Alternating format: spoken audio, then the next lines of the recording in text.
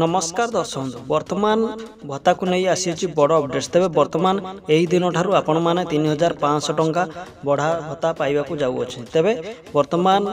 1000 टंका परिवर्ते 3500 टंका भत्ता पाइबे जहाँ गोटे बड़ खुशी खबर देइछन्ती ओडिशा सरकार तेबे एही दिन ठारू समस्त हिताधिकारी बढ़ा भत्ता बा वर्धित भत्ता पाइबे तेबे कौन रही संपूर्ण अपडेट्स बा खबर जानिया पई वीडियो को शेष पर्यंत देखा सहित वीडियो को लाइक कमेंट शेयर करंतु एवं चैनल को सब्सक्राइब करंतु। तेज दर्शक मधुबाबू पेंशन योजनार हिताधिकारी 1000 लेखाएं भत्ता पाउछन्ती जहाँकि आपण मैंने जानिथिबे तेबे एबे मधुबाबू पेंशन योजना को नहीं आसी बड़ खुशी खबर तेबे अक्टोबर 11 बा दशहरा ठारू नुआ नियम लागू होईछि तेबे सरकार तेबे वर्तमान आसुचिबा सरकार घोषणा करिसेंती मधुबाबू पेंशन योजना रे सहायता राशि बढ़िया को जाउछि तेबे सरकार प्रथमे सुभद्रा योजना को सफल कर सारे तापर समस्त हिताधिकारी को छाड़े बा चिन्हट करेंगे तापर मधुबाबू पेंशन योजना को नहीं पुणी थे तत्पर हो बोली जहाँ गोटे बड़ घोषणा करछन्ती आपण मानकर उपमुख्यमंत्री तेज दशहरा सुधा समस्त हिताधिकारी को सुभद्रा टंका छाड़ा पर भत्ता टंका छाड़े कहीं मधुबाबू पेंशन हिताधिकारी आगुरी चिन्हट हो सारी तेज भत्ता टंका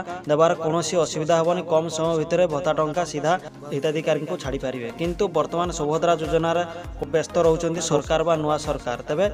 आपण माने तो जानिथिबे आपण माने डबल इंजिन सरकार भोट दे एथर जययुक्त करैथिले तेबे वर्तमान सरकार तांकर निज